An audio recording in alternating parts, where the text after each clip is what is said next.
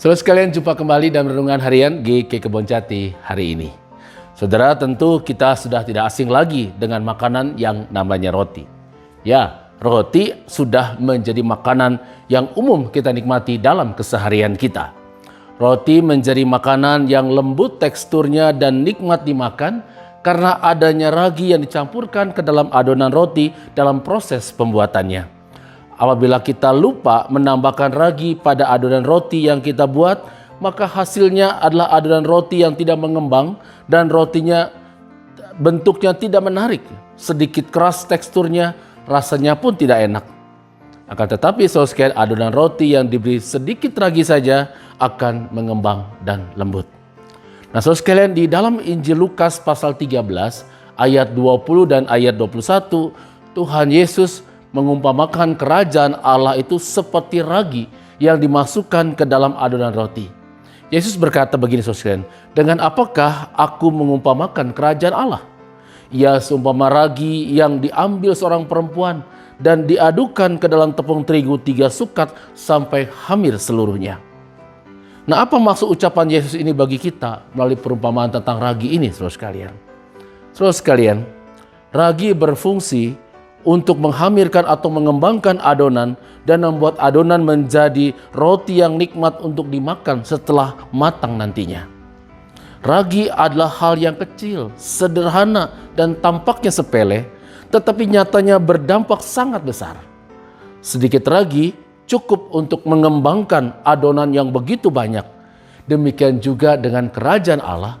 Hal yang terlihat begitu simpel, sederhana, kecil, tetapi kalau dipraktikkan akan berdampak besar bagi kehidupan kita sehari-hari. Nah, apa yang dimaksud dengan kerajaan Allah, saudara sekalian? Kerajaan Allah adalah sebuah suasana kehidupan di mana setiap orang dapat merasakan suasana kehidupan yang penuh kasih, saling menghargai, saling menguatkan, saling mendukung, saling membangun dalam hal yang baik. Ketika orang merasakan suasana seperti itu, dia sedang merasakan suasana kerajaan Allah. Ketika seseorang menciptakan suasana seperti itu, dia sedang menciptakan suasana kerajaan Allah dalam kehidupannya.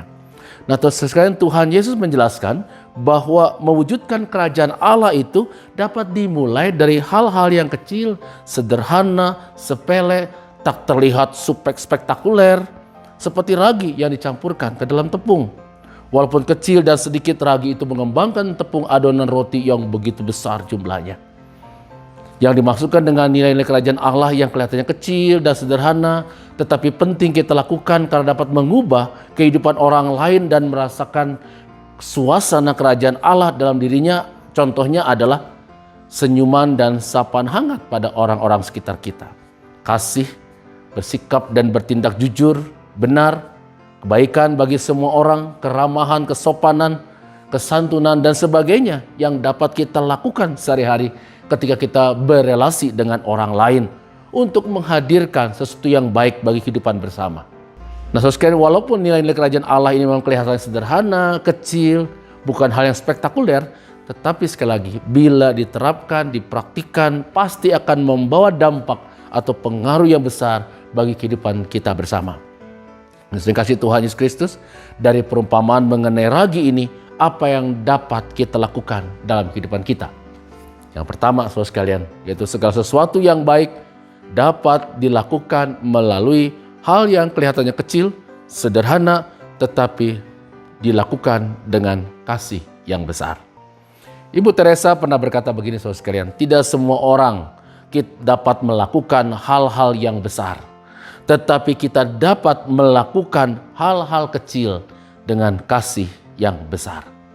Jadi saudara sekalian, untuk mewujudkan kerajaan Allah dalam kehidupan kita, lakukanlah hal-hal sederhana yang dapat saudara lakukan pada orang lain sekitar Anda, tetapi dilakukan dengan kasih yang besar. Bukankah Tuhan Yesus pernah berkata, setialah dalam perkara-perkara yang kecil. Karena dari hal-hal yang kecil sederhana itulah akan terlihat sebuah dampak yang besar bagi kehidupan bersama kita. Yang kedua, saudara sekalian, kematangan diri selalu berawal dari pembaruan diri sendiri terlebih dahulu. Ragi hanya berfungsi kalau dicampurkan ke dalam adonan, sebab ragi akan mengubah adonan itu dari dalam. Kalau kita ingin mengembangkan potensi, baiklah kita mengawalinya dengan mengubah batin atau isi hati kita. Caranya, saudara, ialah kita harus mengubah cara pandang kita, memurnikan motivasi kita, menata perasaan-perasaan kita, serta memperkuat daya hidup kita. Hal ini memang tidak mudah. Lawan terbesar kita bukanlah orang lain, melainkan diri kita sendiri. Namun tidak ada jalan lain selain mengalahkan diri sendiri. Kalau kita bisa mengubah diri kita, mengubah isi hati kita, maka hal-hal lain yang terlihat oleh orang lain seperti tutur kata kita, ekspresi kita, sikap perbuatan kita juga akan ikut berubah menjadi semakin lebih baik. Yang ketiga, saudara sekalian, ialah jadilah pribadi yang berdampak positif bagi kehidupan bersama. Peran ragi adalah memberikan pengaruh. Tuhan punya satu pengharapan, yaitu setiap orang yang percaya kepadanya mempunyai pengaruh atau dampak yang positif terhadap orang lain dan gereja di mana ia ada di dalamnya. Fransiskus Assisi pernah mengajarkan begini, saudara sekalian, wartakanlah Injil setiap saat dan hanya gunakan kata-kata jika diperlukan. Jadi saudara sekalian, kesaksian hidup keseharian kita itu jauh lebih penting dibandingkan jutaan kata yang kita ucapkan pada orang lain. Karena itulah Fransiskus Assisi katakan, jikalau terpaksa baru dengan kata-kata.